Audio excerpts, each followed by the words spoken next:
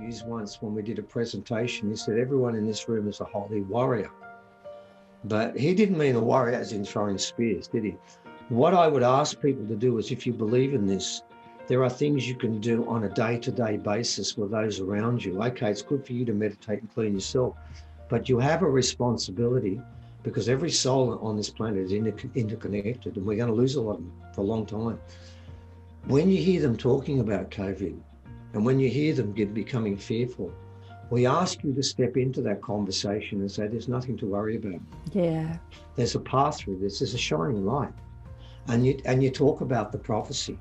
And what we say is this: for God's sake, if they don't believe it, you got to accentuate the positive.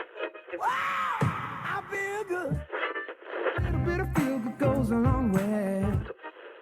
You're listening to Karen Swain, teacher of deliberate creation, accentuating the positive, showing you a way to a better life. Accentuating the positive, it's not just fad, it's sanity. Who in their right mind would accentuate anything else? If you feel like that's what you want to do. Hello and welcome to another show, Accentuating the Positive with Karen Swain. As always, wonderful to be with you all again. Now, look who I have on the show today. I have the magnificent Stephen Strong. Welcome to the show, Stephen. It's a pleasure to be here. And I've been staring directly at the birds alongside you. By the way, ladies and gentlemen, it's been pointed out before we start that I have a tendency to look down. And there's a very good reason, because when I look up, I see myself, and that's something no one wants to do permanently. But I've been instructed now to stare at the birdies alongside our good host today, and I'll be doing that. When I look down, remember one thing: it's only because I'm looking down because I can see myself, and nobody wants to do that. All right, no, I'm happy to be here. No, don't worry. Now look at those eyes. Now look at that little green dot. Look at those eyes. I've got no green dot. I've got two birds. I'm okay. Oh, all right. You've got the most beautiful just eyes. Of it, I can see a little bit of me, but where I'm looking now, I can't focus on me, so we're okay at the moment.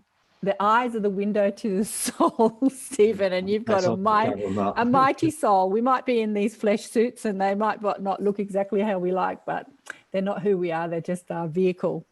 All right. And please remember, if you're liking the shows, to subscribe and share the shows and send us your comments and all that good stuff. And also, if you want to donate to the shows, I use my Amazon affiliate links for all the books that I put on the show. They're all on my website, and that gives us a couple of cents. But I'm so excited to speak to Stephen today because, so many people, Stephen was just telling me before we put the recording on that you've spoken to like over 100 different interviewers and shows and podcasts recently since Katrina's. Is that since Katrina's show when you first shared the information about December 21st?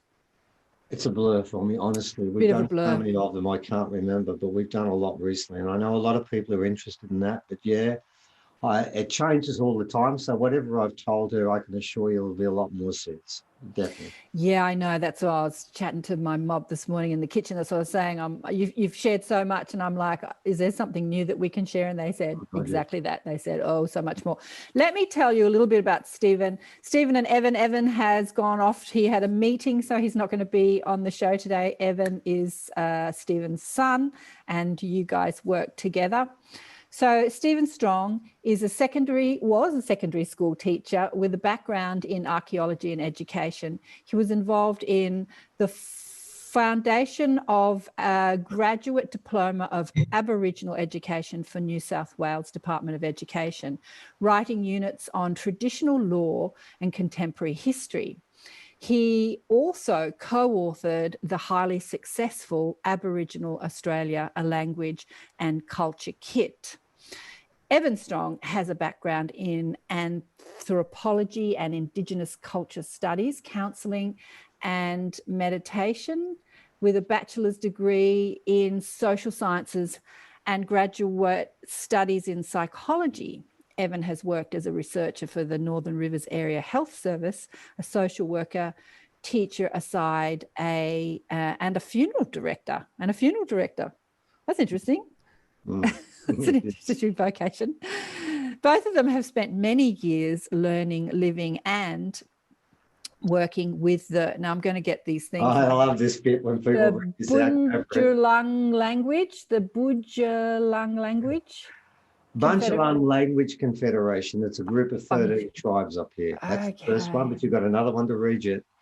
Yeah, Northern Rivers. So you guys are up on the Northern Rivers, which is near Byron Bay. And the Ramingeri. Ramingeri, that's pretty close. Yeah. Ramingeri, South Australia. And the, Gumilaroi. No, you have to say that one. Gumilaroi. The Gumilla in the northern New South Wales. They operate under the doctrine of the Wiritjin, which is why I'm sure you would have got that one right. Wiritjin. Black fella, white fella dreaming in remembrance of Kano W. ... We don't say his last name. We say part of his name because you call him back. Yeah. Okay. Kano W is good. Spokesperson to the regeneration.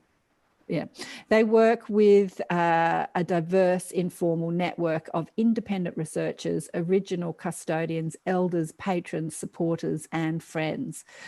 So the out of Australia theory is what you talk about a lot. Stephen and Evan are in consultation with the elders of Australia and believe that they have rediscovered a hidden history, the out of Australian theory. They have written 5 books.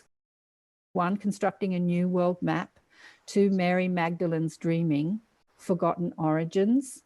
Shunned, Out of Australia, and Between a Rock and a Hard Place, that rewrites the history of Australia and the world.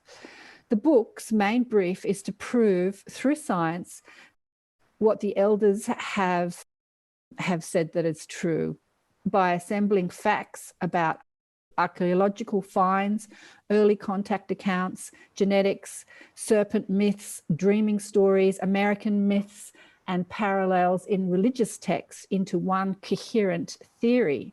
Unlike the authorities in one field who are limited to their speciality, they draw from all different disciplines and attempt to resolve the confusion. They claim that Australia's original people set sail from Australia, not to Australia, over 50,000 years ago, is supported by many experts. It is said that the Australia's original people sailed to and settled in America over 40,000 years ago, as well as visiting many other places, including Egypt, Japan, Africa, in India, etc. They were the first Homo sapiens who evolved before the sapiens of Africa and gave the world art, axes, religion, marine technology, culture, cooperative living, language, and surgery. The debate over whether they were the first people in America is virtually a closed case, according to Stephen and Evan. Hundreds of bones and skulls have been discovered that are undeniably of Australian Aboriginal origin. What it all means has had even the experts mystified. Professor Clive Gamble claims we have to construct a completely new map of the world and how it was peopled. They are responding to the call and attempting to clear up the confusion. Wow, that's pretty profound stuff, Stephen. God, that was long. I haven't sent you. I was going to send you a bio, not an article, but anyway. Oh, well, that's what Evan sent me this morning, and I read it. And I thought I need to read all of it because it's absolutely fascinating. Obviously, it's on your website. Yeah. But we're going to get into some of that. But I'm here specifically because everyone sent me the show that you did with the gorgeous Katrina on her show, Sacred Mysteries, which was a few months ago, talking about the Pleiadian box opening on December 21st. And I think that's the subject of conversation you've been talking about with all the other shows, right? Yeah. Yeah, it is. It's a common one. It's a common one. I was approached. I knew about this 3 years ago through Jurakai. It's Brendan Murray in Victoria, a very respected elder I've got a lot of time for. I knew that there was a change coming then, but we were formally approached about 6 months ago by 3 different interlocutors that represent the elders, because as you know, traveling between states right now is a bit tricky. Mm. And primarily what's happened from that point, it's just been a leap of faith for us because, to be honest, we've never actually spoken directly to the people involved in this. We've heard about everything. We've got information. Things have been sent to us.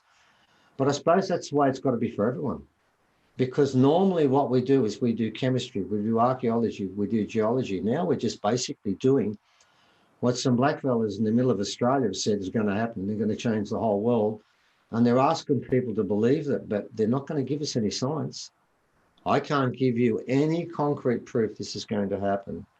But what I can say, and we've said this in the very beginning, probably not so much when we spoke to Katrina way back, is that you've got to understand that it's not just, yes, these people, I believe they are doing that ceremony, and I believe up there, they really believe it's going to change the world.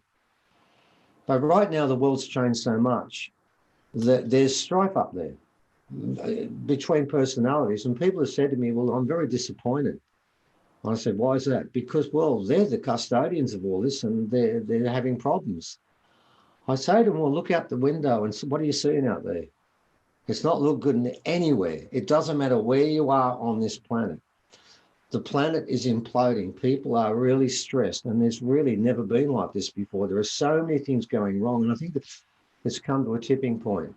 So don't be disappointed when I say to people, and I'm going to say this, I always start with this, well, I do now, with this preface. If the ceremony takes place, if everything can be sorted out, we are now at the stage where we really believe what they said is going to take place. But I make the point, if it takes place, because there are problems everywhere. You know that you live in Australia. I mean, there could be an outbreak of COVID tomorrow and there could be massive numbers turning up in the next test, and I'll close the borders down straight away. So we have to start now. I didn't do that before, but we've got to start with that equivocation. It might be disappointment because you see cartoons where people walk around with the end is nigh and they give you a time and they say it's definitely going to happen. I can't do that because I've got to be truthful. I have to be truthful about the fact they're dealing with problems. I'm assured that those problems will be overcome. And the reason I'm confident is because, believe it or not, I can say this publicly because it is well known. There are going to be two ceremonies there. The one's at Uluru for the men and one's for the women. And I know a little bit about it, but I'm not allowed to say a thing because I'm a male. I can't talk about women's business. But overall, it's orchestrated by the women. Now, I think to an extent that might be one of the reasons and problems here, because there's some men with baggage about the fact they think they run the world that they're going to have to let go. Now, if we talk about the prophecy, I'm going to start by telling you one thing I know absolutely. And there are some things we've heard about this for 3 years before the formal approach. And every elder, irrespective of where they've come, they don't know what the others have said. They all say literally the same thing word for word leading up to the prophecy. There are disagreements about what happens after, and I've taken one point of view, but I could be wrong. But before, I'm not wrong because they've been watching everything we say. I can tell you that. And if we've made a mistake, and we made one small mistake that wasn't our fault, we were told within 20 minutes. So don't worry, if we get something wrong, it's picked up. So what was the prophecy? It began 3 years ago with Brenda Murray ringing me up one day and said, I've been in contact with my auntie. When it comes from women, I do listen more to, by the way, from Uluru, and she's one of the main keepers there. And she's told me about this, and I'm allowed to tell you, but not others. So I started with that.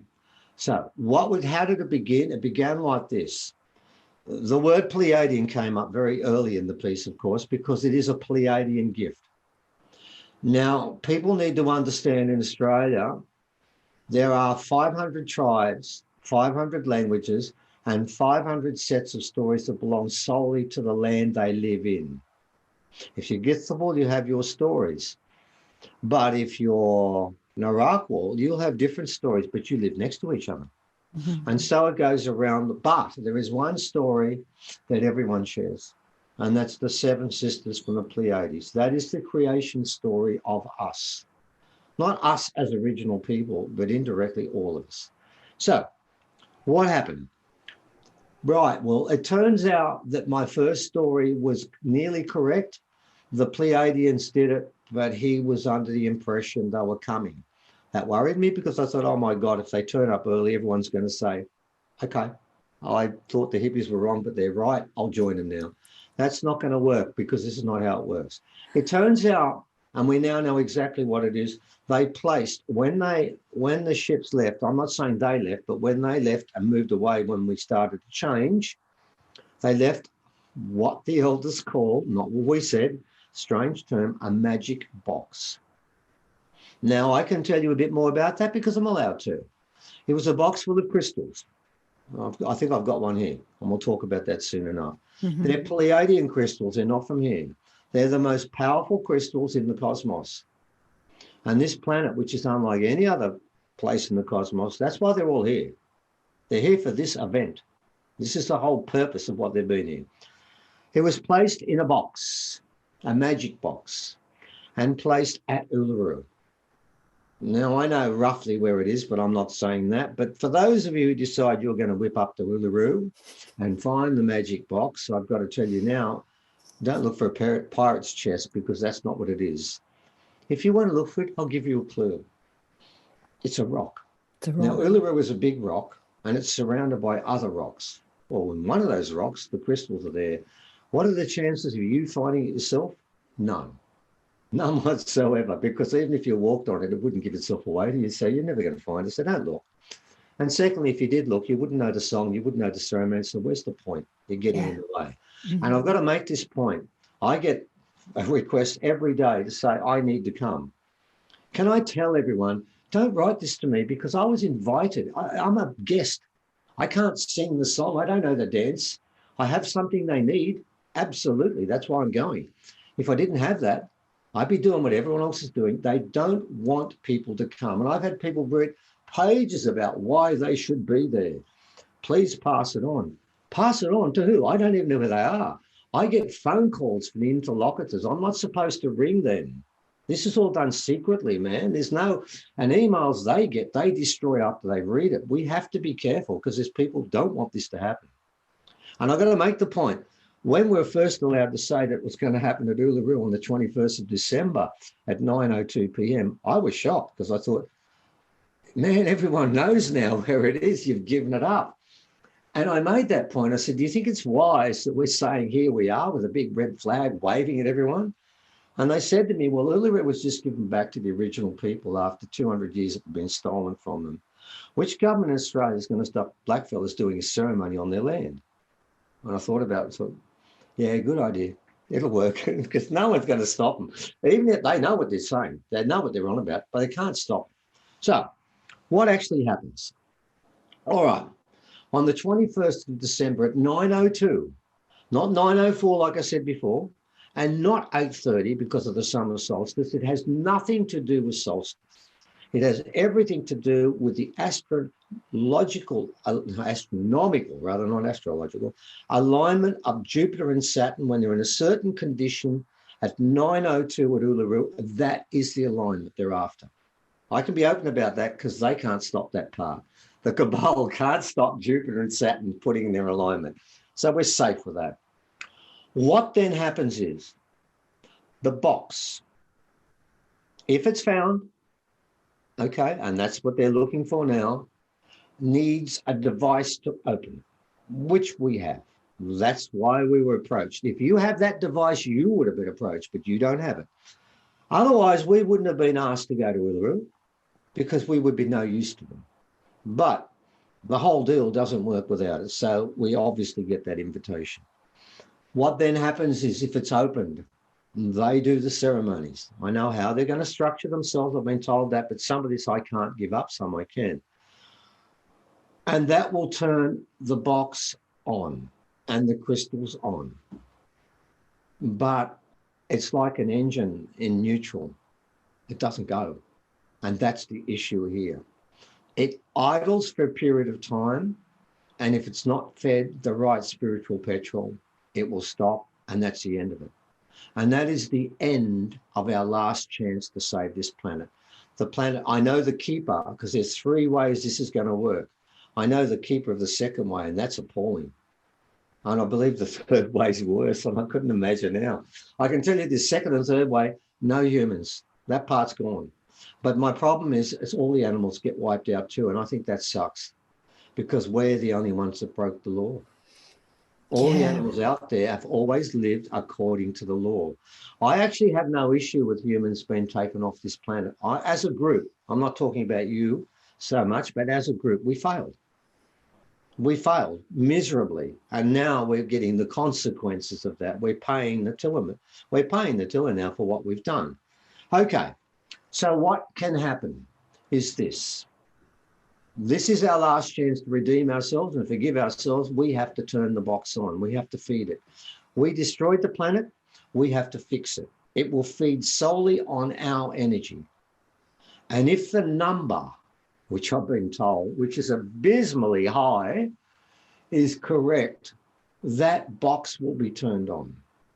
Now, what I'll do now is I'll explain what happens if the number is correct, okay? But I've got to make the point that at the moment, it's not. That's why we have to do as many of these things as we're doing and contact everyone we can to get this out.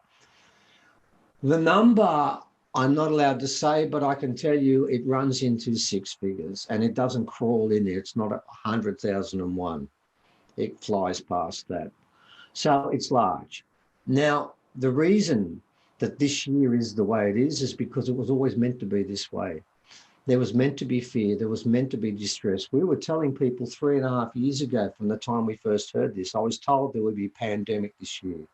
We've told people, I'm not happy about it, but we told everyone it was coming. We were told this was going to be the most fearful year ever that humans have ever experienced.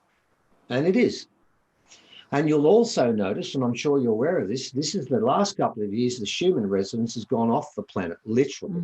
Mm-hmm. Why? It's preparing every human on this planet to live where the vibration will always be in the hundreds, never drop.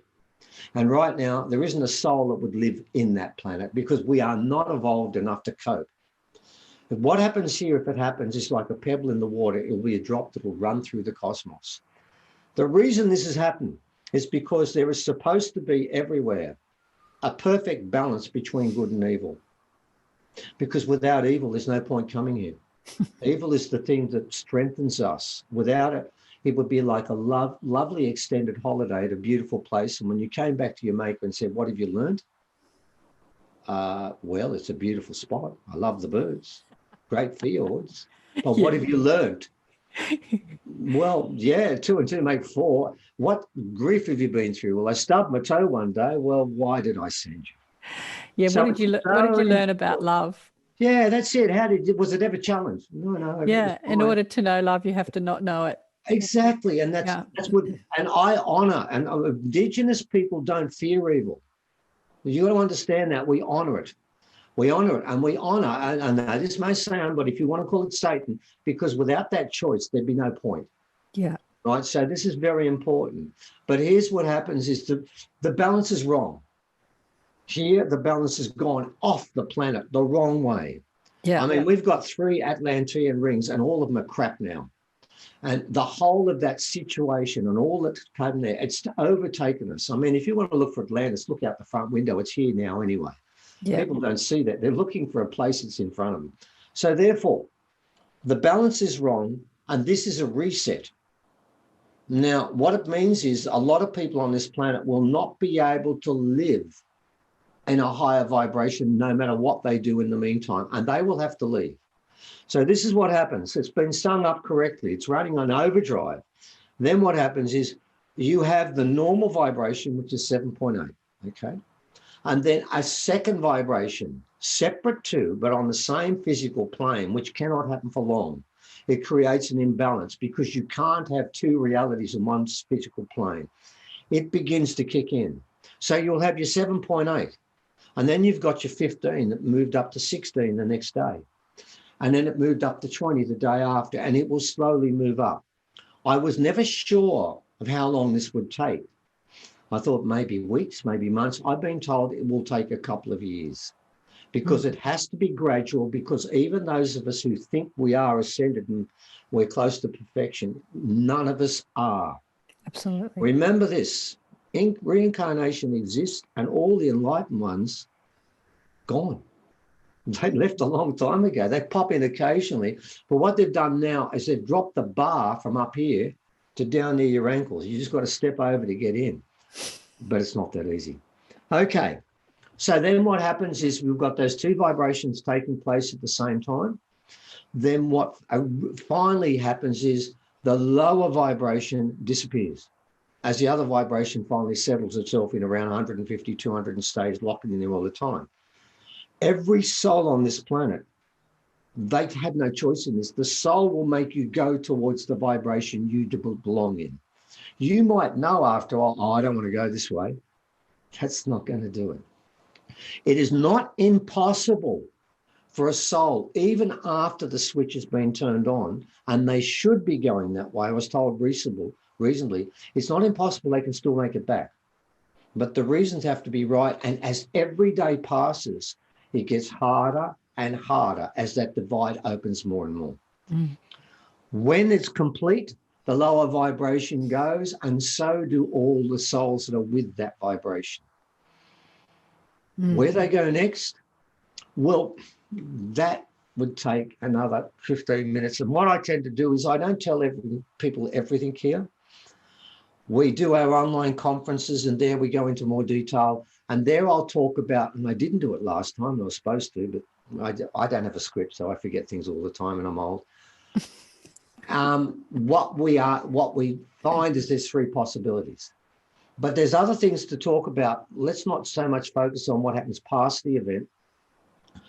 We need to look at two things. Number one, what the number is that we need and the fact that we don't have that number. I remember when I spoke to the gentleman who actually nominated which devices they needed, because we met about that. And I asked her to finish because this was not a particularly humorous conversation, at the very least, about the end of the world. And I said, what's the number, the percentage of people who will ascend? And he said to me right now, I said, yeah. Do you guys ever talk about it? He said, oh, yeah, the elders do. They talk about it often. And I said, well, what is it? And he said, well, what is it? He asked me the same question. I said, oh, God, I've done that before with elders. I said, I don't know. He said, well, have a guess. And I said, 25%. And I did that because I'm not saying that everyone gets why we're here, but there are a lot of good people on this planet. Absolutely. There's a lot of people that love other people. And there's a lot of people on this planet would lay down their life for another human. That's got to be a good thing, right? That's got to be a selfless act. So I said 25%. And I thought I'd probably underestimated. It could have been 40%. Anyway, he laughed at me. And I thought, well, this is different. I didn't know he could smile, let alone laugh. And I said, what, too low? He said, oh, no. He said, too high. I said, oh, no, mate. You're wrong. Anyway, we had a discussion. I had a discussion with some elders about this after. And I said to them, when we went through this, and I went from 25% to 10% to 5%, and then I agreed with 2%. Now, I won't go through the whole of it because I also need to talk in some detail about what everyone's got to do. But what I will give you is I'll give you one part of my argument, and you can pick the rest up in the online conference. It was part 2. When we went from 10%, when I agreed to go down to 10%, down to 5%, okay? And I was sticking to 10 really hard, right? Because he told me a part of that, and he said, you come here for two things. You learn to love, fine, but you have to learn why you're here. Where's the point coming to school if you play well in the playground, but you don't do your lessons in the classroom? He said, you come for two things. You can't pass one subject and say, I love everyone, but I don't care what it's all about, and I only live once, and I'll do what I want in the meantime, and I don't care about this spiritual stuff. It's all rubbish. That's not it. So anyway, that part was fine. I can talk about it in more detail, but the interesting part was the next part. When I got down, I said, okay, I got a mob together now. This is the 10% on this planet that are trying to love people, right? And trying to find out. They may not know all the answers, but I reckon 10% of the world is doing that. Mm. And he said to me, oh, are they? And I said, oh, God, here we go. This is not going to go out well. Believe me, I've met many elders, and when they're really there, they play with you all the way through. They know where they're going and they just toy with it. It's like playing fishing with someone. So this elder that you were talking to, did you tell us his name or did you say he doesn't have a name? Can't tell him. No, some of this is anonymous, okay? I mean, I can't can talk tell the about some name. of my elders, but I would never say the name of any of the elders from Uluru because I know some of their names. I don't say that aloud, okay? Because they don't need that issue, okay? They've got enough to deal with, okay? So we can't do that. Right. But trust me, I'm not lying about any of this. So anyway, here we are. I've got this mob and he says, okay, you reckon that mob's good? He said, yeah, they're fine. I said, now, any of that 10%, do they ever run into idiots and fools? I said, well, we live on planet Earth. I said, it's populated. There's more of them than there are anything on the planet. That's the main species there. He said, do they get upset? I said, yeah, of course they do. Have they ever spoken to you about the issues with people who've done the wrong thing to them? He said, oh, many times. I said, oh, really? I said, yeah. He said, do you believe that thoughts have an energy or a force with them? I said, oh, God. I'm in trouble here. I said, yeah, I do. I said, you really believe that, do you? He said, yeah. If you think things, you put out energy. He said, okay, the world is full of negativity right now. Agree? I said, yes. I said, what are they doing? I said, oh, putting out negativity. I said, well, he said, well, what use are they to us? He said, how would that energy to help turn on a box, which is made of pure love, the pure essence of creation, all that's good? How would the thoughts that they've got in the back of their head about someone that annoyed them today and they're a real dickhead and I wish something would happen to them, stuff like that. And they said it aloud, no, Mike. They said, that makes it even worse. He said, what use are they to us? And that's when I said, okay, I'll go to 5%. And by the way, I thought I was safe at that. I thought that'd be enough, but no, they had more to say. So here's the point with this. There's two parts to this. There's a lot of people who said, oh, I'm going to be part of this. And I smile. I mean, basically a lot of hippies are damn sure they're going to be there. I got to tell you, when we went down to 2%, this is my reaction. This is what I said straight away. I said, well, it looks like I won't be with that. I'll be with the 98%. Why not? I won't be with the 2% because the last thing was more difficult than that. So what I'm saying is, it's okay to say, yeah, I'm going to go out there at 9:02 p.m. and I'm going to do my meditation will help. If you had that attitude and you thought like that, I can tell you now, just watch the TV set. It's not going to work. Because there's a second part to this. Because it's on our website and it's massive. And we leave it there for free. So you don't have to come and pay the $26 for our 6 or 7 hours of entertainment, which were much better than free to air. You can come and see this for free because nothing we have should be sold. We can do it as well, but it's got to be free. And they put up a long statement about what they want everyone in the planet to do at that time. And that's what people have got to look at. Now, it's on our website for free. And in fact, it was added to 2 days ago. So if you've seen it already, say, yeah, I know what it's about. No, you don't. Because we only got half the message. And we found out by one of the women, we'll be careful here, one of the original women who wrote it. And she said, why didn't you put the second part in? And we said, that's all we got. Anyway, we got it yesterday and we put it in. What's in there? It tells, first thing that shocked me was this. I thought we were looking for one cell of this number in Australia to turn the switch on. And I'll tell you how it goes on next. No, we need them in every continental landmass doing the same thing. Because what happens is if the number is correct, if the switch is turned on, Uluru kicks in. The energy of those crystals goes into the ground and goes into 5 locations. Maybe there's 5 crystals there. I don't know. Okay? I'm not sure about that. But those 5 locations, I know 2 of them. One is the Standing Stone site and one is the place of Carry-On. And one of those places at the moment has developers there with blades and they're knocking trees down within 200 to 400 metres of that site. And that could be damaged. That's a worry. Now, from there, it also goes over the Rainbow Ridge. 3 different elders told us about that and we never knew what it meant until we were finally told. There's a site in New Zealand. Now, Elder in New Zealand has been asking me where it is. And I said, oh, for God's sake, I only know 2 in Australia. I would have no idea where it is. I have a suspicion there's a female site. There's one on the South Island, one on the North Island, one's male and one's female. If it was going to be any, it'd be the female. But I don't even know about that, so don't hold me to it. And then what happens, it's like a spider web. Every ley line in the world becomes recharged. But I didn't know this until now. the people in other continents don't face Uluru. Find sacred sites within your own country that have got to be charged up, because they will be as powerful as the sites in Australia. The energy gets shared everywhere. It doesn't stop in Australia and then peter out. It is to charge the whole world up from within. The Earth has a wobble at the moment. The North Pole has gone walkabout. It's going north, a long way north, nowhere near where it was. This is what's happening now. People know this. The world is about to tip, but we can put it right by turning that energy on, because that's crystal energy. That's the most powerful force there is outside love and magic.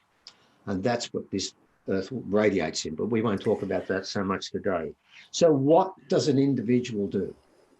Number one, they make it very clear, and I'll surmise this, this is to be treated the same way if you were a top grade tennis player playing in a tournament and you're playing in, say, Wimbledon. You wouldn't walk there the day you're there, not train, and just walk in and play the match. You train.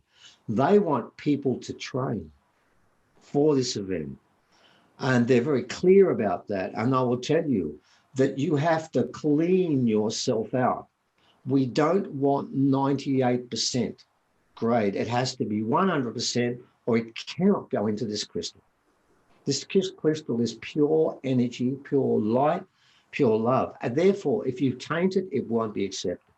So they go on about the fact that you should spend some time beforehand in the weeks leading up to this, to spend time leading up to that day where you're to spend more time doing this, getting ready, preparing yourself.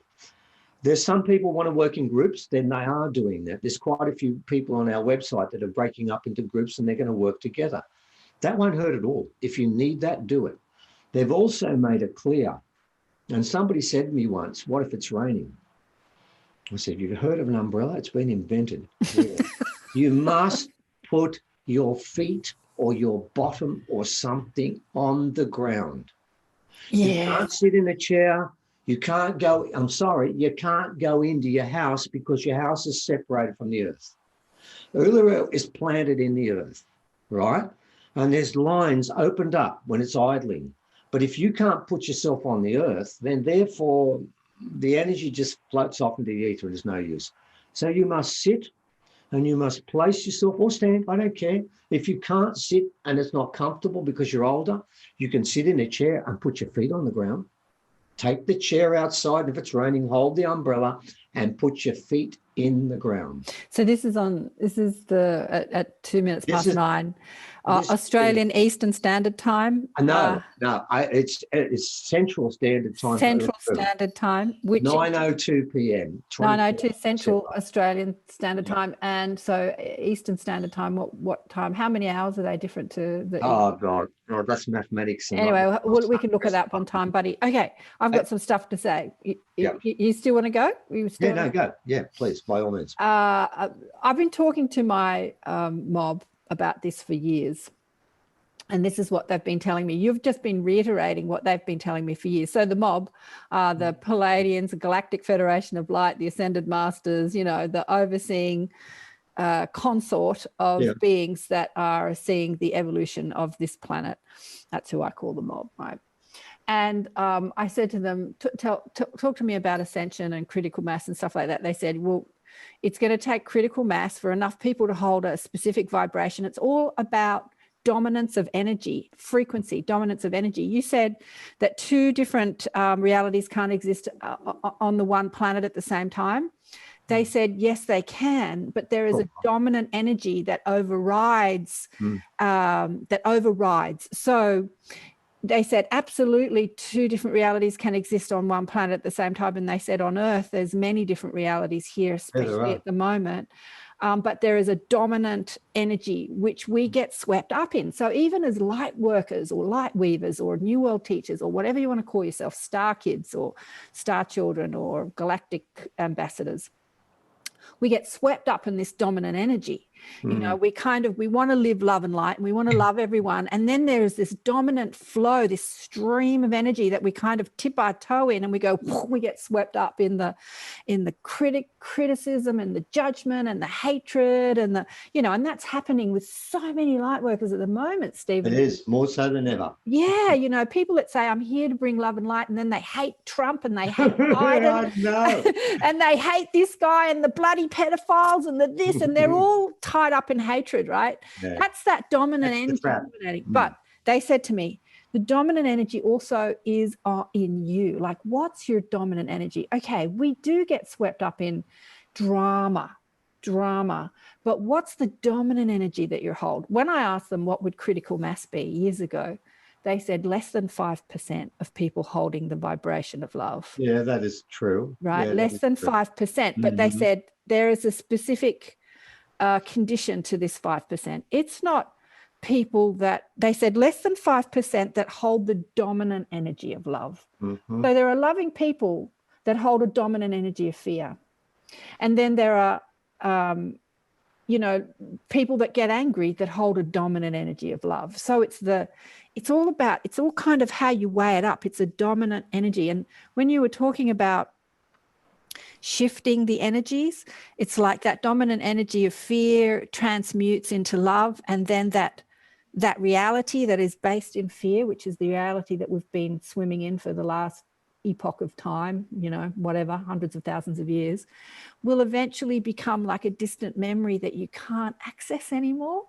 It's like you can't remember it, so it ceases to exist in this reality. It's still there, but you can't access it anymore. You cannot destroy evil, but what I think I'm being told is evil will never be destroyed because it doesn't need to be, but it needs to be reset, realigned. And for a period of time here, it has to be there, but very silent. And I'm not saying in the future that the people in the future will be perfect. That will not happen.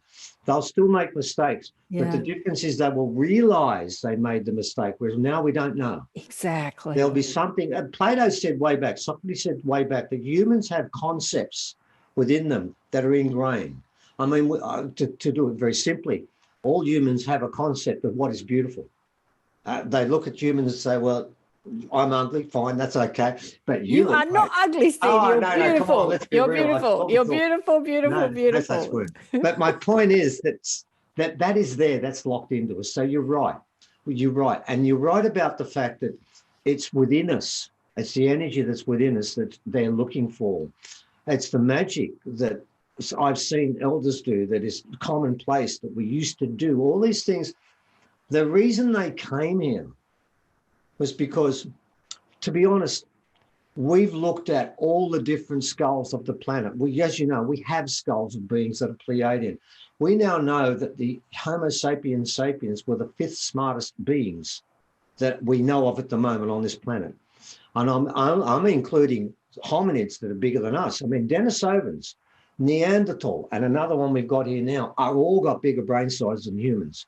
But every picture you'll see of a Neanderthal has them grunting. Did you know that 70,000 years ago, they had villages with hot water? 70,000 years ago, they've discovered that. That's an archaeological fact. They got out and then got covered up. Denisovans were making jewelry 60,000 years ago that you would gladly wear. Do you know what Homo sapiens were doing 60,000 years ago? Dribbling and living in caves. We were not the smartest, but we were the magicians. Now, we need to find that magic again, because I've seen elders disappear in front of my eyes. Graham Hancock was with me when Kano disappeared. I've seen elders do things that break every law of science. Yeah. So therefore, I know that magic is part of this. Now, everything is not balanced. There's no way at the moment now that good will prevail on this planet ever. They own everything. They own the media, they own the business, they own the armies, they own the cabal owns all of that. And they're owned by others again. And it's completely locked in. It has to be a change we do. Like you said, it's us that will make this change. And if we don't make the change, the earth will clear itself up. So you're right. I'm in contact with a person, Leah, that's very similar to you, that has those contacts too. And her contact, the main one, Mesref, has said the same thing. Yes, this is going to happen. We hope. We hope. But this is the beauty of this. The rule was, I know that draconians and reptilians didn't play by it, but no one's supposed to interfere here. This is a free experiment. Well, you put everything together and it leads up to this point. But they have interfered. They've cheated. And this is why this has got to happen. So, yes, you're right. Your mob are correct, and so's Leah's are correct. We're waiting to see what we do. They've guided us. They've pushed. They've hinted.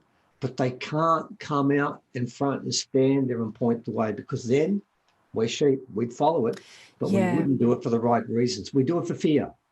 We do it for our own ego, and we do it for reasons we shouldn't. And that's the important part of this. So, yeah, you're right. It's up to us. And this is what this show is all about. This is what everything I do is all about.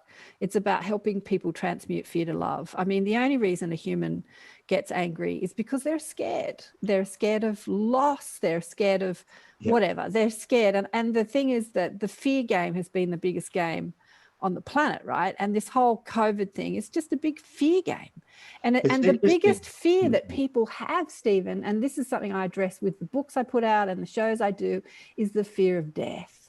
And that's what COVID's about. Right. COVID is about that, not anything else. Yes. It's because everything else, you can control the fact that you might die to an extent. With COVID, it's anywhere. And therefore, you lose the control you have, because people don't want to talk about death. They don't want to talk about it. They want to run away from them. Yeah. But the problem is that, for God's sake, we've had so many diseases. There was a thing called the plague. You may not have heard about it, but it was much worse than this. We had the Spanish flu. 15,000 people in Australia died, and we had 1/10 the population. That would be millions today that died. But that's not an issue. We don't forget all those things. They've made us scared because death we don't want to talk about. If everyone knew what reincarnation was, you'd say, well, I'm going to die anyway. What's the difference? And that's what they should be saying, but they don't. Well, if everyone knew that there's no such thing as death, you know, like I started my career, I started my awakening through the death of Mum. So I'm 15, she dies, and I'm thinking, where did she go? And if she went somewhere, then she came from somewhere. What is that place? Yeah. And, you know, there's many places that we can go. There's so many places but all of them, not all of them, but the majority of them are in a vibration well beyond, you know, a higher vibration beyond this world, which has been rooted in what we call third dimensional, third density. And it's a place of unimaginable beauty and freedom and light and joy. And if people understand that there is no death, there is just moving from one world to another, and you usually move into a place of bliss, then there would be no fear around it, right? You'd be saying, oh, thank God. Oh, thank God. I can go back home. And to tell you the truth, at funerals, I get kind of a little envious. It's like, oh, you get to go home. And I'm stuck here with these I'm still here. Fair income. Yeah. Difficult. It's a release. That's the problem. And see, to an extent, you hit the nail in the head when you talked about the fact that it's a three-dimensional world.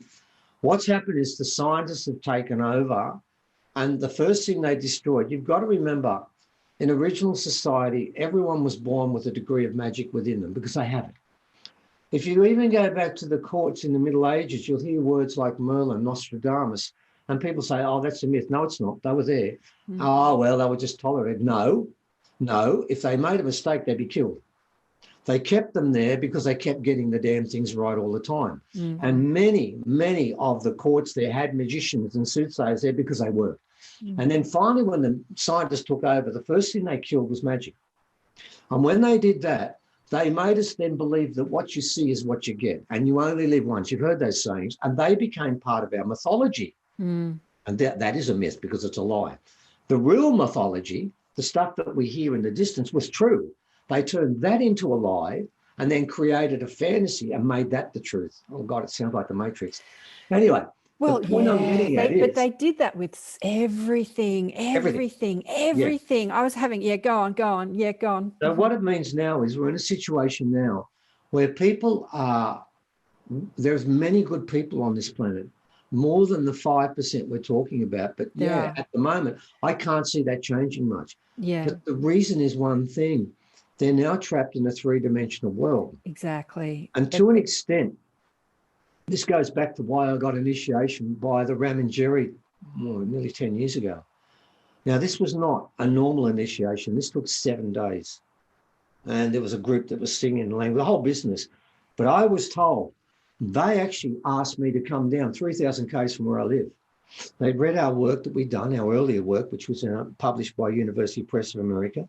I knew we could write academically, and our job was to find three-dimensional white evidence that proves the truth of what the original people are saying.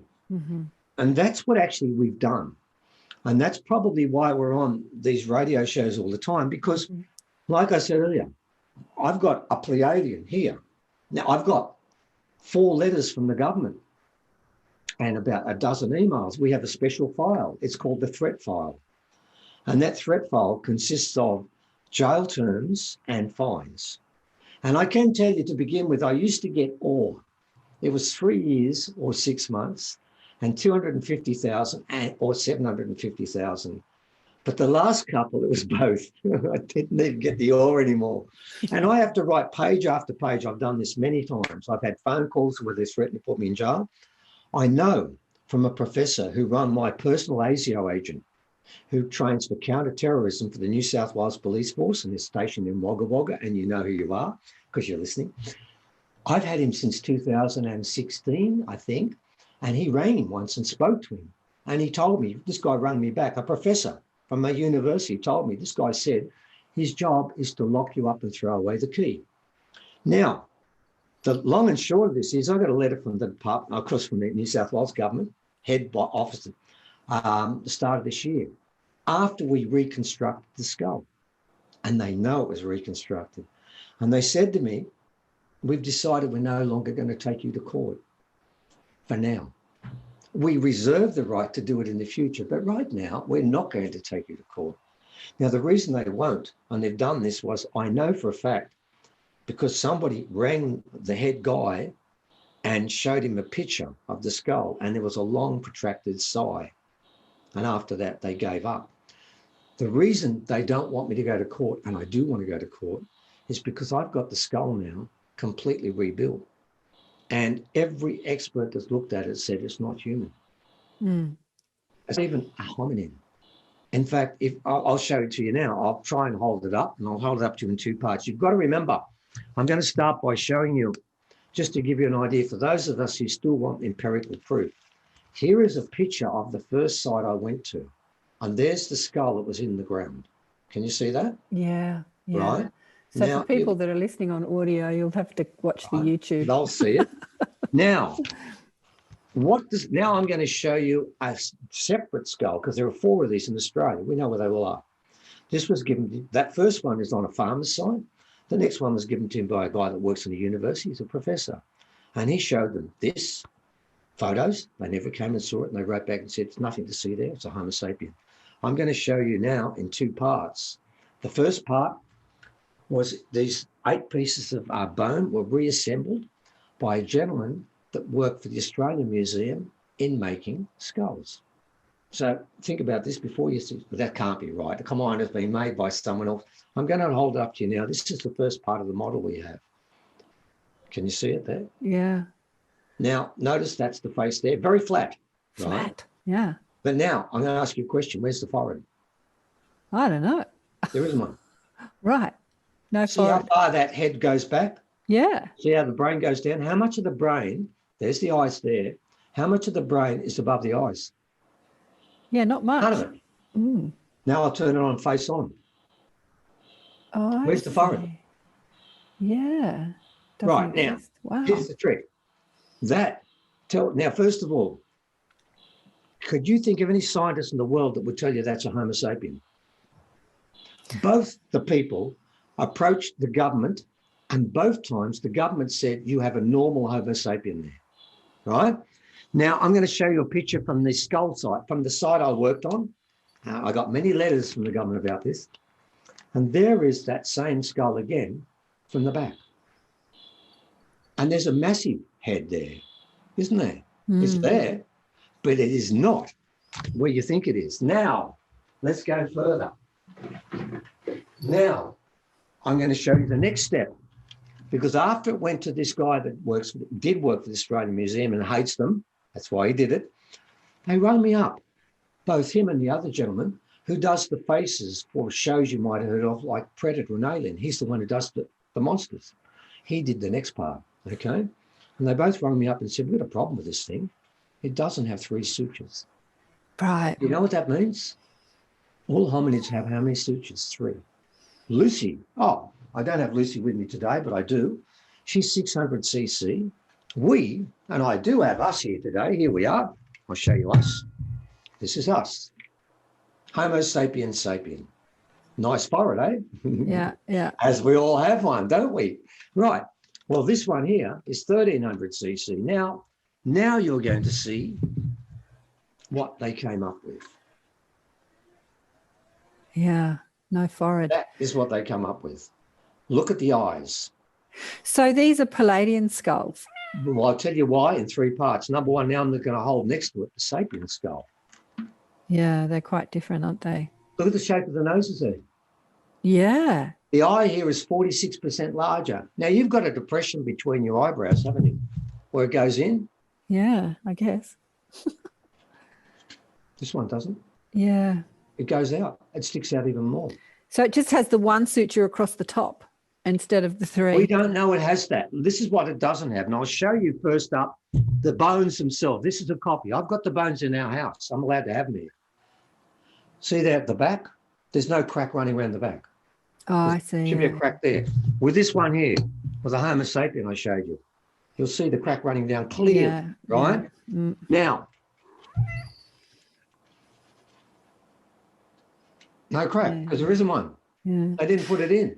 Now, what that means, and look at this, look at the back. See how it flares at the back? Yeah. Look at the sapien.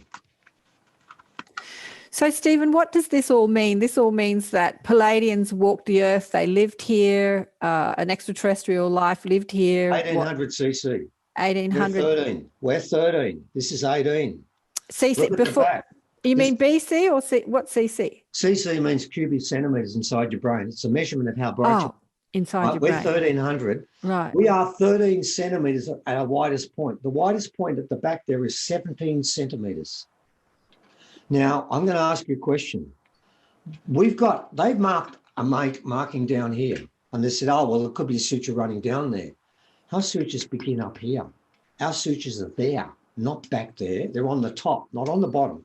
The reason they did that is that's where the first piece of skull cracked. They said, well, we'll put the suture there. But the point is, it's not in the right place if it was. So it's either got 2 or none. My take is none. Because when we went to this site, not this being, but the one alongside it had no sutures. There's all sorts of weird things going on in this country. So how old are those skulls? How old are they? Well, look, with the one I just showed you we buried, that was on a riverbank, the Murray River, right? Yeah, in Australia. But the Murray River is not there. It moved. It was on a bank, and we think it was a burial site. There's others there too. Yeah. And we think it was a burial site overlooking the water. But the Murray River moved from there 60,000 years ago. So what has this got to do with the ascension and the crystal box? Everything. Because Okay. this is Pleiadian. Why is it in the last 3 years, 4 Pleiadian skulls have been found now? Mm-hmm. Right? Now, how do I know it's Pleiadian? Very important. 3 reasons. Number one, the eyes are 46% bigger, which means that being I showed you can't come out during the daytime.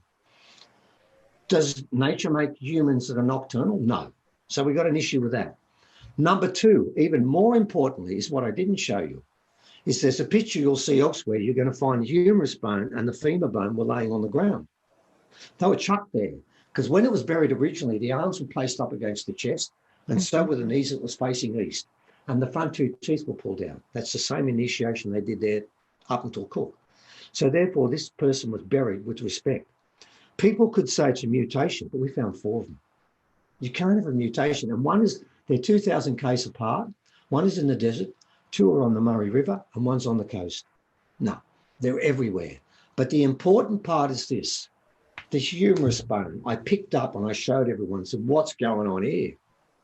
Because it starts there, goes down to your elbow. Mm. I put it there and it was there. And it hadn't to have an elbow joint. I measured it at 43 centimetres right there, the elbow joint, which means it has to be at least 46 to 47, but it could be 55. How long is yours? 29. How long's a basketball of 32 and how long's a gibbon 35? But It was so thin, no thicker than 1 inch at the thickest point of the whole arm. Gibbons are 2 inches thick. And I'm looking at myself saying, okay, nature's made this being that can't go out during the daytime and has got an arm. You can't play tennis with it, man. You can't play cricket with it. They're just dangled because you couldn't put enough ligaments and muscles on it at this gravity level. But hang on, if I changed the gravity, took away the bright light of the sun, the big eyes and the thin arm would work. Does it work here? No. Is it a mutation? No, we found 4. How do I know it's Pleiadian? Because this is the part that isn't science, this is mysticism. Because when I was driving towards the professor and his house, never met him, he'd rung me, I got a phone call from an elder, Ramanjeri elder. His name is Wirichan. He's named after black fella, white fella dreaming. He says to me, you going to see the skull today? I said, Wirichan, you're 3,000 k's away, mate. What do you know about this? I never told you. He said, no, the spirits told me. I said, yeah, I am. He said, you're about 10 minutes away, aren't you? I said, I'm looking around. He's watching me. Yeah, we are. Yeah.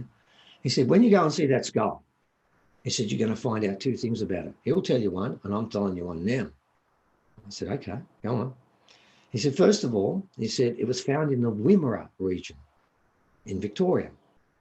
I thought, oh, yeah, okay, I've heard of that. I don't know where it is, but okay, fine, yeah, because I don't know where this thing come. It could come from anywhere in Australia. And he said, the second thing is you've got to remember, this is one of the sons of Biami. Now, who's Biami? He's our first sky hero. Sky hero. We don't call our gods gods. We call them sky heroes. And where did he come from? He come from the Pleiades. So he's telling me this is a Pleiadian, but it was living in the Wimmera region. And I said to Wirichan, I said, well, mate, you really committed yourself here. He said, the Wimmera region makes up about 0.0001% of the whole area of Australia. So we'll see how that goes. So anyway, I pull up. This is not a lie, because there were 3 people with me when it happened. We're all looking at each other saying, this is going to be interesting. I pull up, knock on the door, an old mate comes out. He's got the skull in his hand, and he says, this skull, it come from, you ready for this? The Wimmera region. I thought to myself, I think I know what it is now. See, sometimes you don't need to do the science. You just got to ask the people that were in the oldest country on the planet. Everyone agrees to that, who have kept all their knowledge and never forgotten it. So why would I ask a scientist what it is when the original people were here when it was there? And they were buried there, and they're buried here. Attacking me. I thought that's what it was. So yeah, you're asking why they turned up now is because I know the story of this particular skull. And I know when it came here before. It came here, it was called way back. I know this part's going to sound weird, but this is what I know for a fact. The elders all agreed on this. It was called nearly 1 million years ago because the planet was being trashed, not by Homo sapiens, by reptilians. And it was called, and this is where it gets hard for the scientists, by the trees. Ah. The trees called them. Yeah. And asked them to clean the planet. So they came. And when they came, their spaceship was shot down by the Pleiadians, by the reptilians, and they crashed here. And some survived. And this was one of the ones that survived. And they came here to clear the planet then. So why have they been found now? Because this is when the journey they were sent to do 1 million years ago, roughly, to clean the planet up then, it failed. Because the reptilians were running the place. I know some people would say that's ridiculous. I'm sorry, that's what I've been told. Okay, but they've come back now to be part of what could or may happen. They were here for this reason. So why were they all found in the last 3 years? By different people, and we know where they are. And we actually nearly went to go to see the 3rd group in the middle of the South Australian desert. Believe it or not, we got a full work crew to volunteer to do it for nothing. Whole thing. They do it all the time. They work with all the archaeologists in Australia. They approach me. I got a university to back it. You can't believe this, can you? It was going well. Then another professor rang up and blocked the whole thing. The work crew made of vets from the Iraq War and the Afghani War to go out into the desert and just work with people and act like soldiers again. They promised me they'd find out why this happened, why this was called off. Never heard from them since. They blocked us because the government doesn't want this to get out into mainstream. We have Pleiadians all over the place. Now, what the government has done cleverly is they've now given me legal permission to keep these skulls, the original bones, in my house. But if I take them out the front door, I will be arrested. If I get them analysed, I will be arrested. If I show them to anyone that doesn't come to my house and they're seen outside, they will be arrested too for breaking the law. So what they've done is, yeah, we got the proof. Yeah. Well, there's plenty of proof, and I think the most amazing proof is the people, the star people that are connected to their star origins. You know, like have you heard of Susie Hansen? Yes, I have had a few of them. Yeah, and look, there's one person, I think his name's Bashir or something, has been in contact with this and explained. Oh, Bashar. Daryl Anker. I've had Daryl on the show. Well, Susie's a New Zealand UFO researcher, but she's a dual soul. She's, part of the... Look, they're all saying the same thing. Let's be honest. What you're saying about... they're all saying the same thing. What people are saying right now and feeling about there's got to be a change, it's intuitive. It's within us, and we're being told, our intuition, our soul is saying, prepare yourself, prepare yourself. And that's why this message about the prophecy has struck such a receptive chord, and we do so many of these things. And as we said at the start, so I want to get back to what we can do, because this is the crux of this message. I mean, the skulls are fascinating, but what we can do is clean up our own vibration, which is the work that I and many other healers do on the planet, is help people clean up their vibration. But there's other things. Apart from that, there's other things you've got to do. Well, let me just get through this. Sure. And that means forgiving people you hold resentment towards, not criticizing others. It actually just means educating yourself about how you flow your energy, because people don't realize that when they're criticizing another, all they're feeling is their own fear. All they're seeing is their own fear. Yeah. Like if you realize that what you hate in another is what you hate in yourself, then you you bring it back to self and you say, okay, so how can I feel better about myself? I just saw myself. I didn't like it. Yeah, that's it. Yeah. I mean, it's crazy. Even the most heinous people on the planet, if you get an emotional tug towards that person, that's because that lives in you, and that's the energy that you're talking about. That's the energy that we have to transmute or transform or lessen and have a more dominant energy of love, and we can do that anywhere on the planet at any time. We don't need to go to Uluru to do that. And that's what the guides have been saying to me. There are people like you and others that have come together because they've contracted to do the work in ceremony, but then what the rest can do is just be more loving. Be more loving. Be more loving. They can do everything. That's the point. Be more conscious. And make different choices. Be less pollutive. Less of a consumer. And interestingly enough, I had Courtney Beck on the show, the last person on the show, who is channeling all the masters, and she's pumping out these channel books. And one of the books called Universal Law was about Atlantis, but it's actually about now, because it just talks about what happened at Atlantis and we're in the middle of that right now. It's exactly what you're talking about. Atlantis. Yeah. Right. Look, we've got we now have 2 of the Atlantean rings, and the third one, somebody else has, and we're working with that now. And I can tell you something about the Atlantean rings. They're full of dark, malicious energy. And people get upset when I say that, and I can tell you, look, I wrote an article recently called 7 Things for 5 Rings. And it's some of the stories of what the Atlantean rings have done. I mean, we've proven scientifically they're all orichalcum. Okay, it's a mythical metal that doesn't exist. Well, it does. We've proved it. But I can tell you now, there is nothing in Atlantis, the way it finished, not the way it started. Look, they started with the best intentions. The way it finished, there's nothing. I put this in one of my articles once. There's a great quote. It says, with Atlantis, look, but don't stare. There's nothing for you. If you want to look at any ancient culture, go back to Lemuria. There you can stare, because they kept to the proper way of doing things, right? We've got Lemurian rings, and I trust them implicitly. I have Atlantean rings. There's only one of them I can wear at the moment. The other one would kill me, and the other one they just want to kill. That's all they know. They are full of so much negative energy, because the rings reflect how Atlantis finished. Right. And therefore, why would you want to go and chase up a story that has so much negative energy associated with it? Because that's how it finished.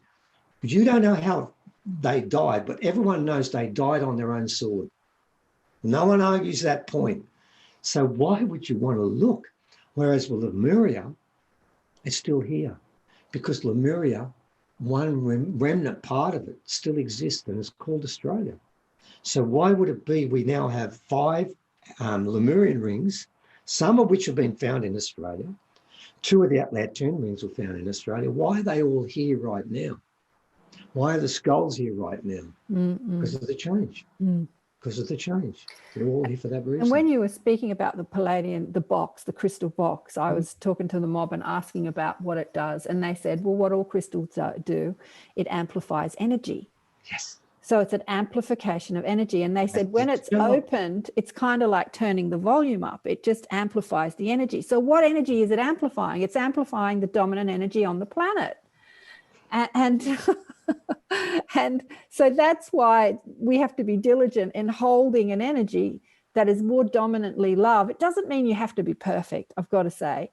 No, look, if I want perfection, we're done for. Yeah. When my guide said to me less than 5% for critical mass, they said it means that you have to actually live it and not chew it over as a concept, you know, but it is the dominant energy. Like if you're dominantly more loving than fearful, more cooperative than competition, more connected than disconnected, then you're holding that dominant energy of love. If you feel happier most of the time than sad, then you're holding that dominant energy of love. But, and yeah, it's so interesting watching people during these crazy times hold a dominant energy of resistance. Yeah, that's what I wanted to get to with this really important part of this.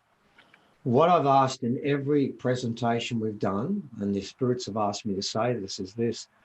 If this does resonate with you, I want you, the term that Kana used once when we did a presentation, he said, everyone in this room is a holy warrior.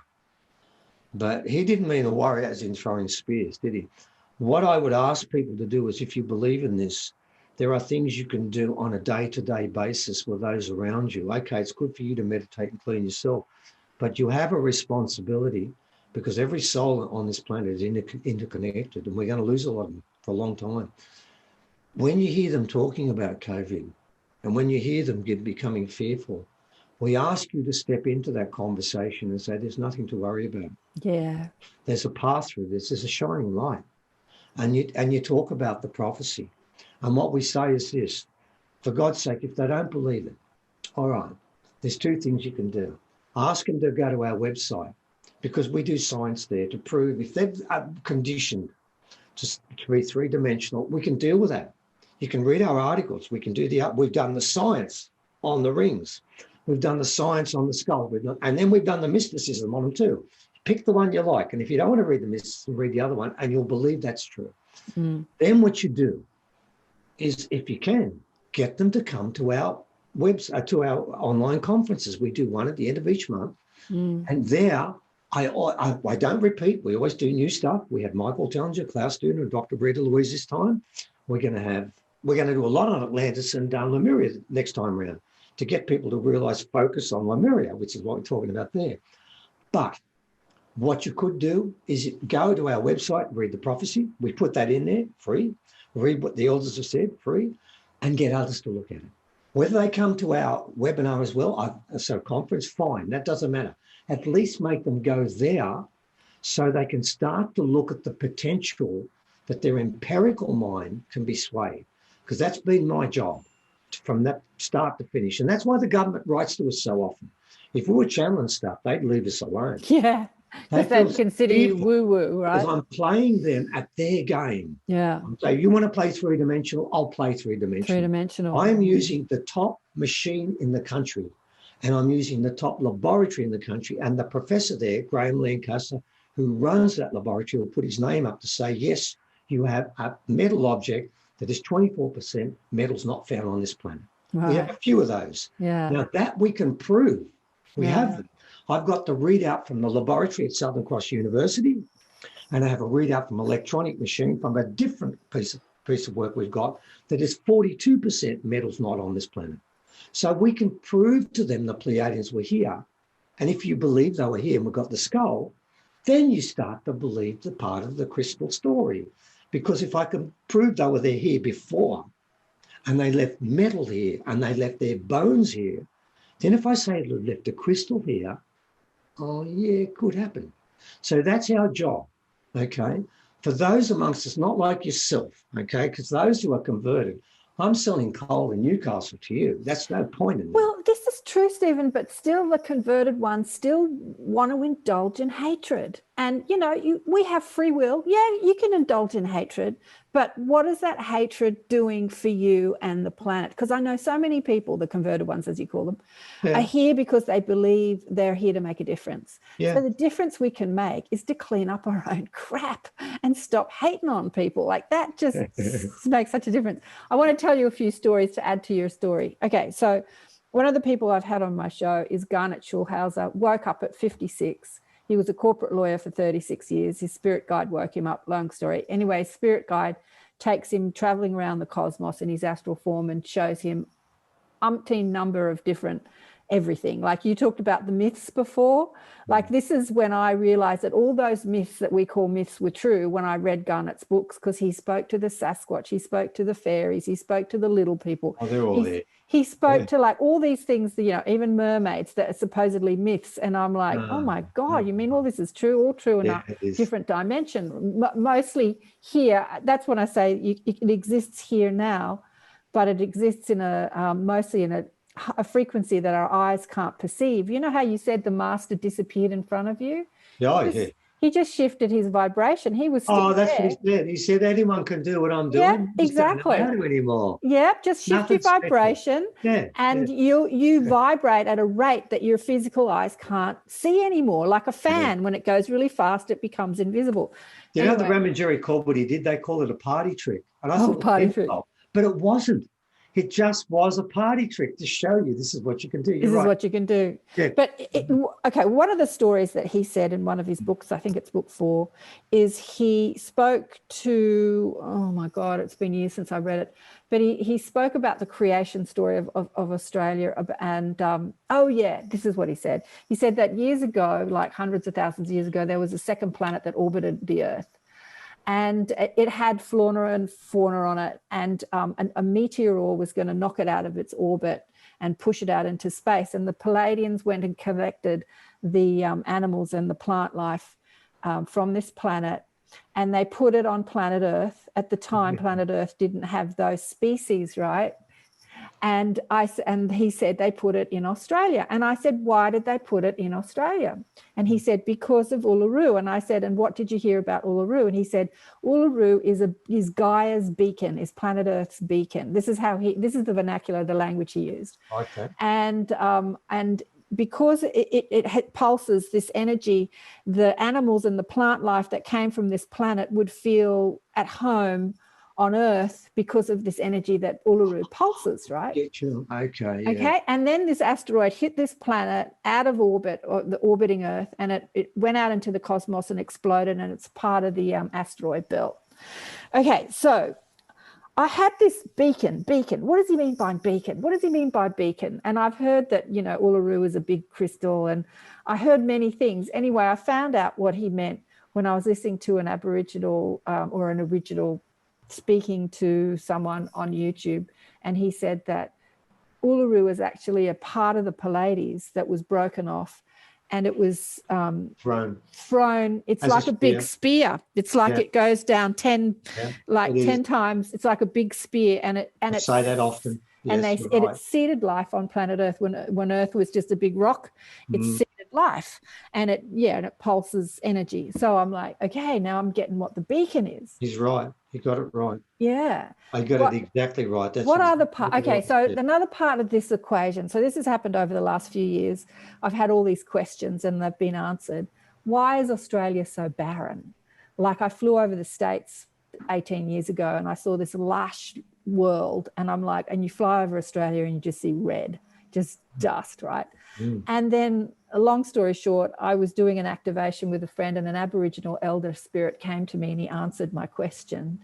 And he said, Australia has been kept barren purposefully during this time of third dimensional or the dark ages or whatever you want to call it, so that the consciousness of humanity would not be, we didn't want too many humans here with that consciousness. We wanted to keep it uninhabitable so that humans would inhabit other places on the earth and they wouldn't come to Australia, because we're massive and we've got this tiny population and it's this uninhabitable. And they said when the energy shifts and consciousness shifts, Australia will regenerate and regrow, and waters will spring up and plants will spring up, and it'll be lush, you know, as lush as the Americas. And in a time in the future, it will be the most populated part of the most populated place on planet Earth, because everything will change. So because the spiritual center of everything. When people become spiritual, they'll want to come to Mecca. Yeah, This is what it is. And what's really interesting, they said, he said to me, this Aboriginal spirit said to me, people are going to start immigrating in their millions to Australia. And then a few months later, I was watching 60 Minutes, never watched 60 Minutes, it was about immigration. And they were saying that 500,000 people a year are immigrating to Australia. So it's already happening. People are coming in droves. It is. Yeah. It is. And all we need now is for people to do two things. As we said before, as I said many times, they've got to, A, clear themselves up, and then B, maybe to an extent, if I can close with this, because I know we are going to have to close soon, I'm thinking of something else. If they can, become involved with Aboriginal people directly. And I can give them a way of doing that if they're interested. And I thought I'd close with this. I'm involved in a struggle right now. There's a bridge near where we live. It's a place called Tabulan, where the what they did was the whitefellas got it's a sacred place. There's a birthing site there where men were buried alongside where the peers are. There's a women's site there too, and there's objects right now in the ground that are sacred. I've seen them, and they're trashing them and they're hiding them. And what they managed to do there was they deregistered the site, and the elders didn't know about it.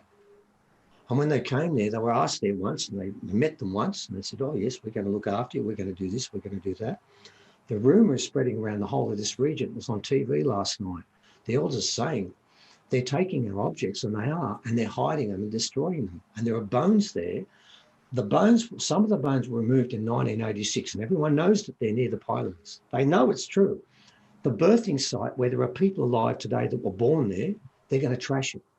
There's a brand new building there. It's the newest building in Tabulan. I'm looking at it and think, man, it's got newspaper windows. What's going on there? I found out when I sat there with Uncle Lewis and Ruth and some others, that is the birthing place where Uncle Lewis's brother was born there. They're going to trash it. And you know what? It's legal. It sounds like Duke and Gorge where they blew it up and they didn't get into trouble. Now, that's going on right now. There are workmen there at the moment that are pulling down the bridge and hiding these objects. And when I was standing there before Uncle Lewis, Ruth turned up to take me to Uncle Lewis, a gentleman came up to me about my age. He said, hey, what are you doing here? Because I had a camera here. I said, I'm taking pictures. Well, what for? I said, oh, look, Uncle Lewis asked me to come down and have a look, and I'm doing archaeology. He said, oh, mate. He said, I just build the bridges. That's all I do. I don't do anything else. I just build the bridges. I don't know about that other stuff. I'm thinking, mate, you protested, mate. I already knew what had happened. After speaking to that guy, I knew that wasn't him. That was his conscience trying to absolve the fact that he knows. And I'm going to see some of these artefacts today. And you know how they got the artefacts? They had to sneak in at night because they were there during the day. The elders would be arrested for going onto their site. Now, if you want to get involved in something, I'm putting an article up in a day or two on our website. Make contact with them and help them out a bit, because they need some help right now, because all the elders are united. And how would you feel? You're living on a settlement about 4 k's away, and you were born there, and there's a bulldozer there. That's where your mother, and I know the mother, I think that mother could be Auntie Walker, Auntie Delma Walker, and she's one of the most sacred women ever in that area. She's up there with Auntie Millie Boyd. You're born on that site, and they're going to trash it. So, yeah, if you want to get to know Aboriginal people, I found the best way is stand beside them when they're fighting against something that's right. And by the way, they're right. There are bones there that belong to their ancestors, and there's a place where the women gave birth to their children. If you don't respect that in Australia, we don't deserve to be here. And see, I wanted to finish with that. People need to think about that. These are state Australias at the moment. We blew up the oldest site inland, Jukin Gorge. Did you know I was there 4 years before at Gangamaya, trying to stop Atlas blow up a site that was 2,000 years younger? And I was in that cave with a hard hat on, and the whole thing was falling apart. And he told me that it's a very dangerous place. Then he told me they were going to blow up to within 50 metres of the cave and it'll be all right. I knew the cave had collapsed. And I remember Eddie McPhee told me at the time, he said, this is one of the Seven Sisters. He said, but the cave over there, over that way, that's the Seven Sisters cave. Guess which one they blew up? The Seven Sisters cave. So ladies and gentlemen, I think right now, the Australian government are deliberately trying to destroy sacred sites. Why? I think I told you in the start, once these sites go, they go to all the sacred sites and charge them up. But what if they destroyed enough sacred sites? Part of the land will still be harmed. It may not be humming properly. So I think there's things going on here that don't make sense. But if you want to get to know original people in the meantime, get involved in that struggle, because I am. I'm going to write a couple of articles about it. And I went there yesterday, and the next article, I want to go back and talk to the people and ask them how they feel. And I can tell you now, it's hurting them. And people say, oh, it's past history. No, Well, Uncle you Lewis. know, what people don't understand, like you talked about the Plieadian box being activated and amplifying. What people don't understand is the power of mind. I mean, there is action, but there's also inspired action. So when we take action coming from fear and unfairness, and like many activists take action from this no energy, like no. But unfortunately, when you reach out and act in a place of resistance, you expand that frequency. Exactly. So we have to act from a place of inspiration. So the inspiration usually comes from, as we talked about right at the beginning of this, you called it evil, I'll call it density, but fraught with like what we don't want. And then we go, okay, I don't want this, I don't want this. And then you have to say, well, what do I want? And then as you raise your vibration and say, this is what I want, you start to visualize it, you start to feel it, then action is inspired. Like, how can I make that happen? Yeah, you're right. And then you go, oh, I could do that. That would make a difference. And then you get commitment. You get you're inspired to act. So I think that we've got to raise our frequency first before we take action, and not get too caught up in there's so many people out there screaming, no, no, no, no. And as we scream no, we expand that energy. We've got to start screaming yes, yes to what we want, yes to what. So the power of thought, we don't understand the power of thought and emotion, is if we visualize what we want instead of worrying about what we don't want. Yeah. Exactly. And what that gets you, by the way, too, is if you join original people and you meet the ones who really understand the old way of doing things, that becomes your inspiration. Yeah, exactly. See, that's a way, that's an avenue for people to say, what can I do in the meantime? Well, you can do something. And you can stand next to people that really do get it and reek of old way sensibility and culture. And then that infects you in a good way. Yeah. And then that takes away that stuff you don't need. Yeah. I mean, I've got to tell you, these people are not going to throw things or scream or do stuff like that. They're going to be peaceful. As Martin Luther King was, and other great philosophers from the past. Gandhi is another one. It's all peaceful, non-resistance. We're not going to tolerate this. But remember, if you stand next to people who will be standing on the other side after the change, then that rubs onto you too. So it's a good way to get to know these people. I mean, the ones I'm talking about, they're not traditional, but they're close to it. Yeah. Close to it. I've been on their settlement, and I mean, there's older things there and things are falling apart, but there's a lot of smalls there. Yeah. But you talked about magic, magic can happen. Yeah. And when two or more stand inside love, like when groups gather and they focus their energy and their frequency on what they want, then, magic can happen. Like, call it law of attraction, call it alignment of energy, call it the spirits. But things like, we've seen things like missiles being launched because stupid humans are trying to sort of make more warheads. And then the ETs come and shoot them down. No, not happening. But we have help. And it's not just the human help. So we have ET help, we have spiritual help, we've got the guides, we've got the angels, we've got the ETs, we've got everyone helping us achieve what we want to achieve here. So we're not alone in our efforts to shift human consciousness and ascend this world. And to that end, if I could just add one last thing that probably will have to be, is right now someone's just turned up from that group that's looking after the bridge, and they've got some evidence I've got to look at right now. And that lady, Ruth, is actually outside here at the moment. And I best sort of finish up now because I am working on that at the moment. Beautiful. Obviously, I'm also working on the site at Uluru, and that'll be constant. And if people do want to join us, go to our website. It's Forgotten Origin, and you'll find out, you can sort of find out what's going on at Tablin, or find out what's going on at Uluru, or find out all those things. Yeah. Plus the truth. Come to our website, you're welcome. And you're welcome to join our online conference. And you've got the online conference is November 28th at 4 p.m. Los Angeles time, 7 p.m. New York time, November 29th, 7 a.m. Perth time, 9 a.m. Melbourne, Sydney time. And it's online. You can see it all on our alienancestry.net/chapter 6, and you can sign up there. It's only 26 Australian bucks, which is probably less than 20 American dollars. It's pretty cheap. It's very cheap. It's very accessible, very affordable, and it, you know, gives you guys some money to keep doing what you guys are doing. And thank you so much. Actually, no, we share it equally. Everyone you share it amongst all the speakers. We do it black fellow way. Yeah. No, somebody getting more than someone else. If we're all doing something together, that doesn't rub with me. Oh, okay. So all the speakers obviously get a part of the $26. Yeah. Best way to do things. Yeah. And you've got some great speakers. Paul Wallace. Paul's wonderful. Yeah. So what's her name? Solette. Oh, Rita.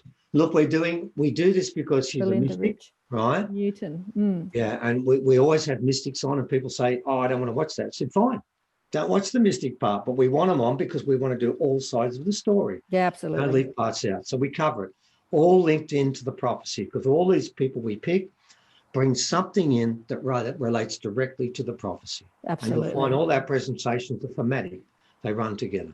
Beautiful. Thanks so much for putting us on, Karen. We appreciate that. Thank you so much, Stephen. I'll go back and do some bridge work right now. It's been an honour and a blessing, and thank you so much for being on the show and sharing all your amazing wisdom. My pleasure. Now I've got to try and turn it off without Evan being here. Wish me luck on that. Huh? I'll kick you off. Big love Thank to you, would you? Because I can't turn it on. Okay, thanks a lot. Wow. What an amazing conversation with Stephen. Oh, he's got so much to say. He's into his evidence. I don't need evidence. I don't care about the evidence, but that's just me. A lot of people do. I know skulls. They need skulls. They need physical evidence to say, you know, to hear that what we're talking about. Pleiadians. What Pleiadians? What are you talking about? ETs? What? What's all this? Lemuria. Anyway, I don't know. What's that saying? For some, there's not enough evidence to convince them, and for those that no evidence is needed. I'm one of those ones. No evidence is needed. The evidence I get is the confirmation I get from my mob, because with every conversation that I have with anyone on the show, I ask questions. Is that true? Tell me about that. Really? Is that really true? Or are they making that up? Like I just asked my mob, the Ascended Masters or the Federation of Light or the Galactic Federation of Light. You know, there have been many names for what I call the mob. I call them blissful beings. They said, we don't really have a name. You can call us anything you like. They don't care. Label us any way you like. But they are the overseers who have been overseeing this planet since its inception, since the beginning. Not just this planet. There are many other planets involved in the evolution of this planet, which is the evolution of herself, Gaia herself, but also the consciousness that lives here, which is us and the animals and the trees and the mountains.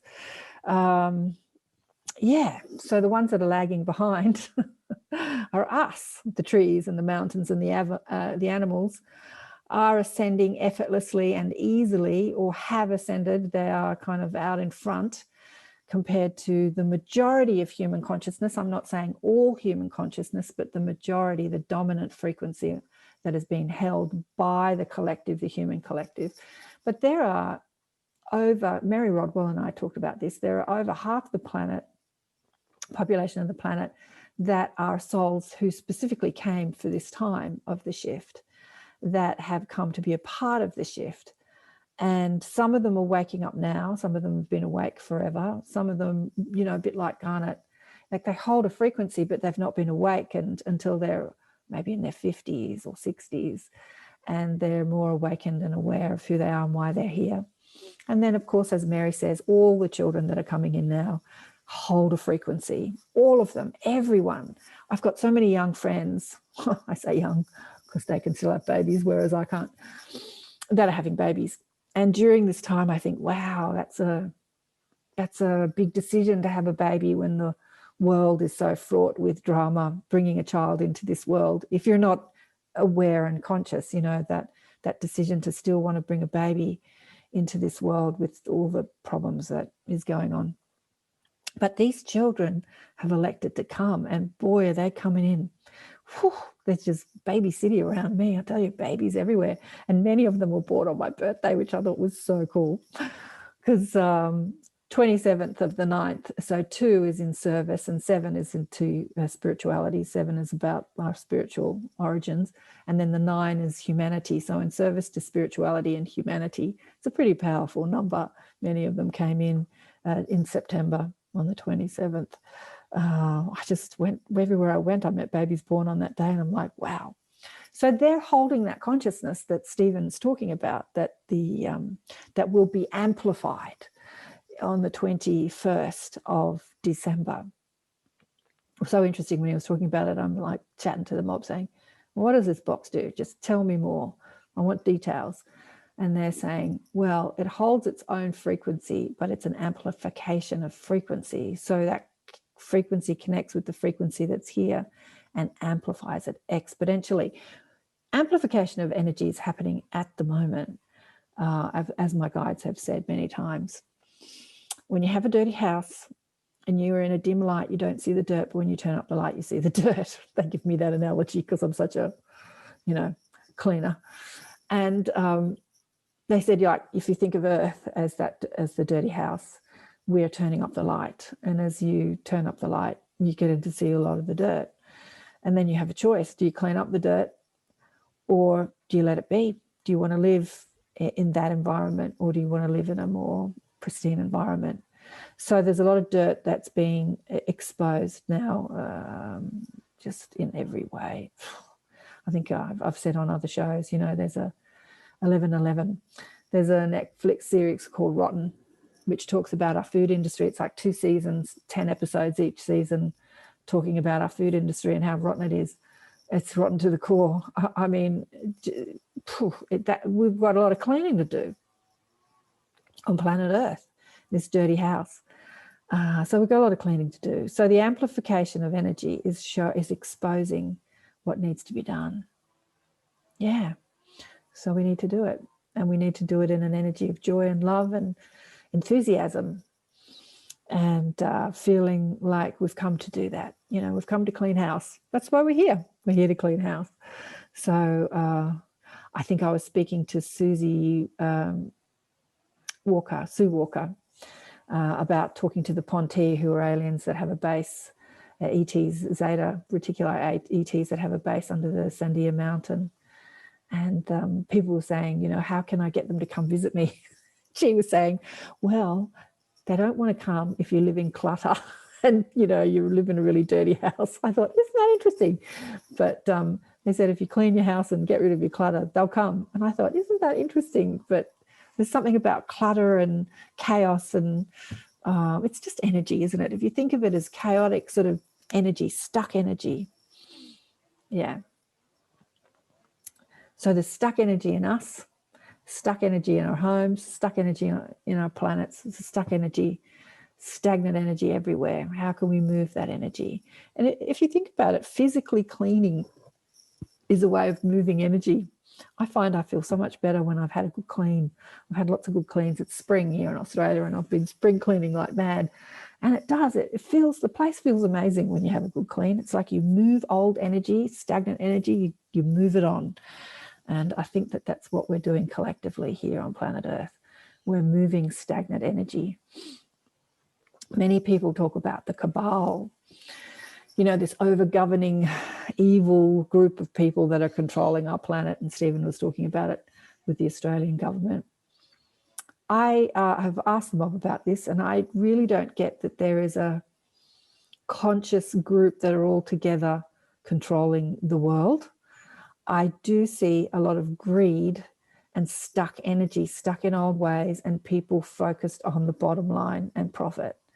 And they make decisions every day, like the Netflix, you see, the Rotten series, because it's going to make them money regardless of how it's going to corrupt the land, pollute other humans, and they just don't think about the consequences of making money and how it doesn't serve the planet.